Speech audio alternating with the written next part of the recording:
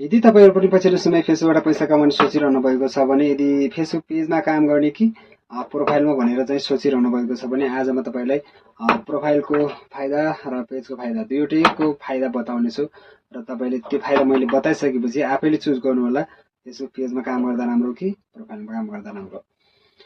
Facebook प्रोफाइलको कुरा गरौँ। सबभन्दा पहिला फेसबुक प्रोफाइलमा के हुन्छ भन्दाखेरि हामीले 5000 फलोअर्स चाहिँ हामीले फ्रीमा पाउँछौँ फेसबुक प्रोफाइलमा।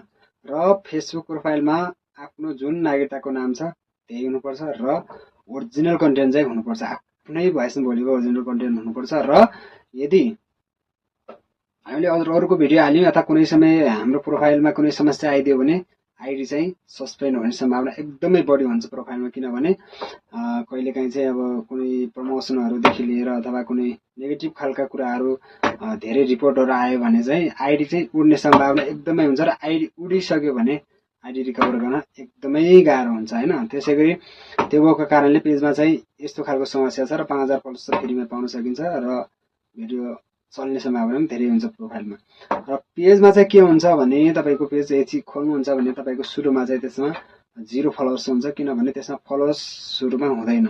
यदि तपाईले इन्भाइट गर्नुभयो साथीहरुलाई आफ्नो प्रोफाइलबाट अथवा अरु साथीहरुकोबाट पनि सर्च गरेर इन्भाइट गर्नुभयो भने तपाईले 400-500 1000 फलोअर्स नर्मल्ली बढाउन सक्नुहुन्छ पेजमा चाहिँ हैन। अब सुरुमा भिडियो पोस्ट गर्दाखेरि 0 फलोअर्स हुन्छ तर भ्यू चाहिँ आउँछ है। फेरि भ्यूज आउँदैन भन्ने हैन, 0 फलोअर्समा पनि भ्यू आउँछ। किनभने फेसबुकले चाहिँ त्यो भिडियोलाई चाहिँ हामीले पोस्ट गरेको यदि नयाँ भिडियो पेज खोलेर हामीले भिडियो पोस्ट गर्यो भने त्यो भिडियोलाई चाहिँ फेसबुकले नन फलोअर्ससम्म पुर्याउँछ कि जसले हामीले फलो गरेको छैन उहाँसम्म चाहिँ हामीले हाम्रो भिडियो चाहिँ पुर्याउँछ फेसबुकले, अनि मात्र भ्यूज आउने। यदि तपाई नपत्याइ हेर्न सक्नुहुन्छ, एउटा पेज खोलेर तपाई एउटा अपलोड गरेर हेर्नुस् भिडियो, तर 0 फलोअर्स हुन्छ त्यसमा चाहिँ 200-320 भ्यू चाहिँ अवश्य आउँछ, किनभने फेसबुकले नन फलोअर्ससम्म पुर्याउने काम गर्छ। अनि त्यसपछि पेजमा के हुन्छ भने 0 फलोअर्स हुन्छ सबैभन्दा पहिला।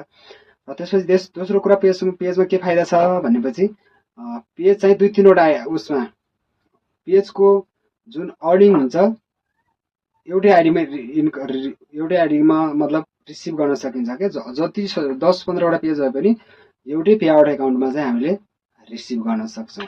अनि त्यसपछि अर्को के हुन्छ भने यदि हाम्रो पेजमा कुनै आइडीमा कुनै समस्या आयो भने त अब आइडीमा भएको पेजहरु सबै जान्छ। यदि हाम्रो पेज हो भने आइडी गयो भने पनि हाम्रो पेज बाँच्छ।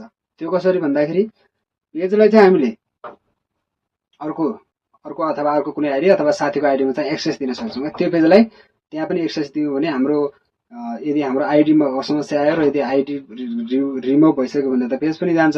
त्यो कारणले हाम्रो त्यो रिमुभ भइसकेपछि पनि हामीले साथीको आइडीबाट चाहिँ त्यो पेजलाई रिकभर गरेर हामीले काम गर्न सक्छौं। पेजमा चाहिँ यस्तो खालको फाइदा छ पेज, किनभने आइडीमा समस्या आयो भने पनि पेज जान्छ र पेज गयो भने पनि अर्कोबाट हामीले रिकभर गर्न सक्छौं। त्यसको लागि पेज एक्सेस दिनुपर्ने हुन्छ र सुरुमा चाहिँ 0 फलोअर्स गरेर सुरु गर्ने पर्ने हुन्छ। पेजमा चाहिँ भाइरल हुने चान्स पनि एकदमै बढी हुन्छ है।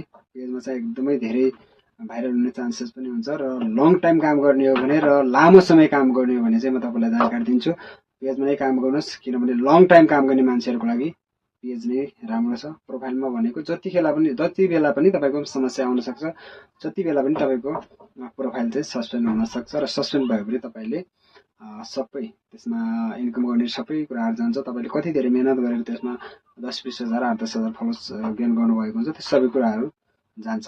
त्यसैले म तपाईहरु सबैलाई अनुरोध गर्छु सकेसम्म पेजमा काम गर्नुस्, यदि छैन भने प्रोफाइलमा काम गर्नुस्।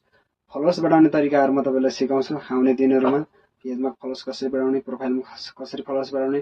यदि तपाई प्रोफाइलमा 5000 फलोअर्स पुर्याउन सक्नु भएको छैन भने कृपया कमेन्ट गर्नु होला। म तपाईलाई 5000 फलोअर्स प्रोफाइलमा चाहिँ फ्रीमा कसरी पुर्याउने भन्ने कुरा पनि सिकाउने छु आउँदो दिनहरुमा। र त्यसैगरी अर्कोमा पेजमा पनि हामीले कसरी फलोअर्स बढाउने, कसरी इन्गेजमेन्ट बढाउने भन्ने कुरा म तपाईलाई सिकाउने छु। सबै कुरा आउँदो दिनहरुमा म सिकाउँदै जानेछु। कृपया तपाईहरुको समस्या फेसबुक युट्युब सम्बन्धी सबै कुराको समस्याहरु मलाई कमेन्ट गर्नु होला र मेरो आइडीलाई मेरो च्यानललाई कृपया सब्स्क्राइब गरेर पनि जोडिनु होला। म तपाईहरुलाई आउँदो दिनहरुमा यस्तै खालका जानकारीमूलक भिडियोहरु यस च्यानल मार्फत दिनेछु है त साथीहरु। Thank you.